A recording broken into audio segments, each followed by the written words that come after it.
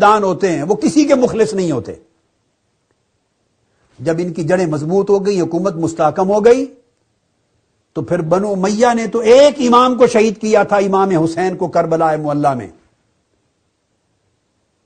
یہ حضرت محمد بن حنفیہ اور نفس زکیہ کچھ لوگ نکلے تھے، مگر جب بنو عباس کی جڑیں مضبوط ہو گئی تو اہل بیت کا نام لے کر اقتدار پہ آنے والوں نے کئی ائمہ اطہار اہل بیت کو شہید کیا.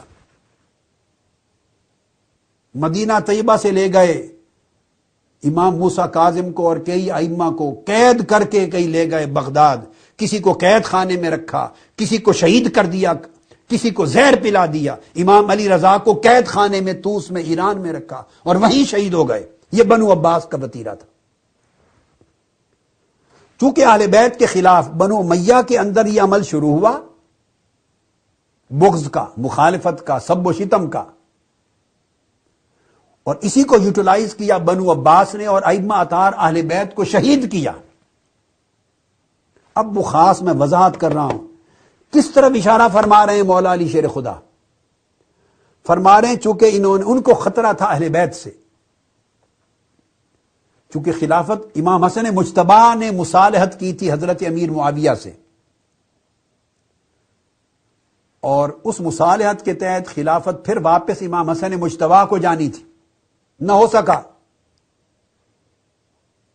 یزید لعین کی جانشینی ہو گئی، کسی کو خبر نہ تھی، اور حضرت امیر معاویہ تصور بھی نہیں کر سکتے تھے چشم خیال میں کہ یہ بدبخت اتنا بدبخت ہوگا کہ واقعہ کربلا تک جا پہنچے گا. وہ فاسق تھا، فاجر تھا، شرابی تھا، بدکار تھا، ساری خرابیاں ضرور تھی، مگر یہ تصور کوئی نہیں کر سکتا تھا کہ نوبت یہاں تک آئے گی کہ امام حسین اور اہل بیت اطہار کو شہید کر کے کربلا میں ان کے مقدس سرے نیزوں پر اٹھائے جائیں گے سروں کو.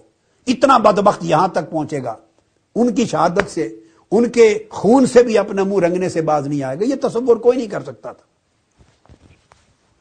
انہوں نے منع بھی کیا تھا ان سے تعرض نہ کرنا، گریز نہ کرنا، ان کے ساتھ سخت رویہ اختیار نہ کرنا، مگر وہ بدبخت، فاسق، منحرف، نافرمان، ہر ایک کا نافرمان تھا. چونکہ اتنا بڑا واقعہ پیش آیا تو رد عمل ہوا، اہل بیت کی محبت اور دلوں میں بڑھی اور رد عمل ہوا. پھر بنو عباس میں ائمہ اطہار شہید ہوتے گئے، رد عمل بڑھتا گیا. اس رد عمل کی طرف اشارہ کر رہے ہیں مولا علی شیر خدا کہ دیکھو اہل بیت اطہار پر مظالم ہوں گے،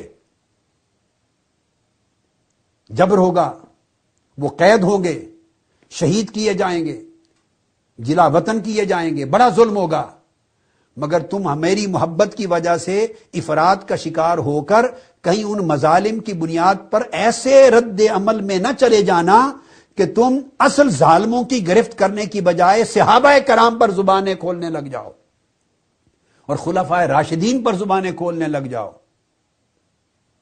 اور وہاں تک جا پہنچو جو آقا علیہ السلام کے محبوب تھے، مقرب تھے، جو حضور علیہ السلام کے جانثار تھے، جو تاجدار کائنات کے سچے وفادار تھے، جو میرے بھائی تھے. ہم نے مل کے زندگیاں گزاری تھی، ہجرت کی تھی، جہاد کیے تھے، تن من دھن لٹائے تھے. کہیں ان پر تمہاری زبانیں نہ